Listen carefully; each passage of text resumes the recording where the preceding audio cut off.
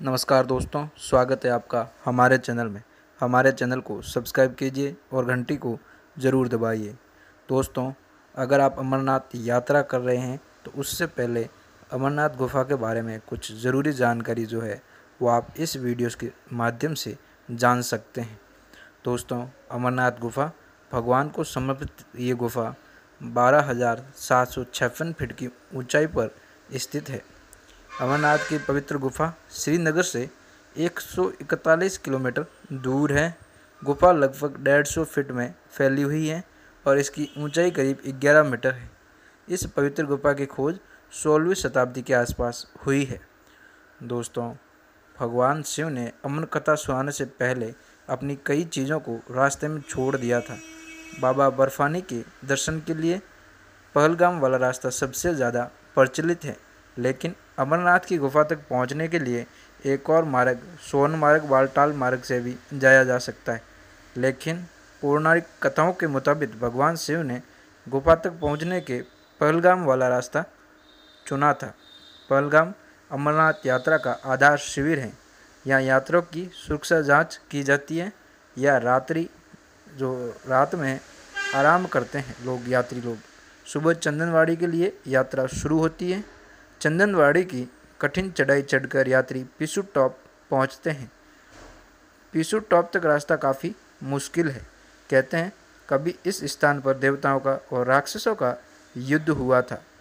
देवता जीत गए थे। उन्होंने राक्षस को पीस पीस कर उनका ढेर लगा दिया था। उस ढेर को ही पिसू टॉप कहते हैं। पीस पीस कर लगे ढेर को पिसू नाम दे दिया। अमरनाथ यात्रा में शेषनाग झील का भी बहुत महत्व है। ये पहलगाम से लगभग 32 किलोमीटर दूर है। ये झील सर्दियों में जम जाती है। इसके चारों ओर 14-15 हज़ार फीट ऊंचे पर्वत हैं। यहाँ की सुंदरता देखते ही बनती है।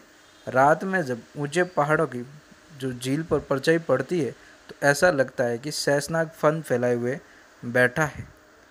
ये दृश्य देखने के लोग यहाँ पे काफ़ी देर तक खड़े रहते हैं। शेषनाग से चलकर यात्री पंचतरणी पहुँचते हैं। यहाँ 5 नदियाँ आकर मिलती हैं, इसीलिए इसे पंचतरणी कहते हैं। इन 5 नदियों को 5 गंगा कहा जाता है। यहाँ पितृकर्म भी होते हैं। यहाँ से अमरनाथ गुफा की दूरी 6 किलोमीटर है। पवित्र गुफा में बनने वाले शिवलिंग या हिमलिंग के बनने की कहानी भी बहुत चमत्कारिक है। दोस्तों, आज तक विज्ञान भी हिमलिंग के बनने की गुत्थी नहीं सुलझा पाया है। इस शिवलिंग का निर्माण गुफा की छत से पानी की बूंदों के टपकने से होता है। पानी के रूप में गिरने वाली बूंदें इतनी ठंडी होती है कि नीचे गिरते ही बर्फ़ का रूप लेकर ठोस हो जाती है। ये क्रम लगातार चलता रहता है और बर्फ़ का 12 से 18 फीट तक ऊंचा शिवलिंग बन जाता है। जिन प्राकृतिक स्थितियों में इस शिवलिंग का निर्माण होता है वो विज्ञान के तथ्यों से विपरीत है। विज्ञान के अनुसार बर्फ़ को जमने के लिए करीब 0 डिग्री तापमान जरूरी है, लेकिन अमरनाथ यात्रा के समय इस स्थान का तापमान 0 से ऊपर होता है। दोस्तों, अमरनाथ गुफा में बर्फ़ के शिवलिंग के बाद कबूतरों के एक जोड़े की उपस्थिति भी बेहद रहस्यमय है। कोई नहीं जानता कि ये जोड़ा कितना पुराना है। इस जोड़े को लेकर एक प्रसिद्ध कथा भी प्रचलित है। जब भगवान शिव पार्वती को अमर कथा सुना रहे थे तब उस गुफा में एक कबूतर का जोड़ा भी उपस्थित था, जिसने वो पूरी कथा सुनी और हमेशा के लिए अमर हो गया। दोस्तों, ऐसा माना जाता है कि आज भी इन दोनों कबूतरों का जो दर्शन है भक्तों को यहाँ प्राप्त होता है। इस तरह से ये गुफा अमर कथा की साक्षी हो गई और इसका नाम अमरनाथ गुफा पड़ गया।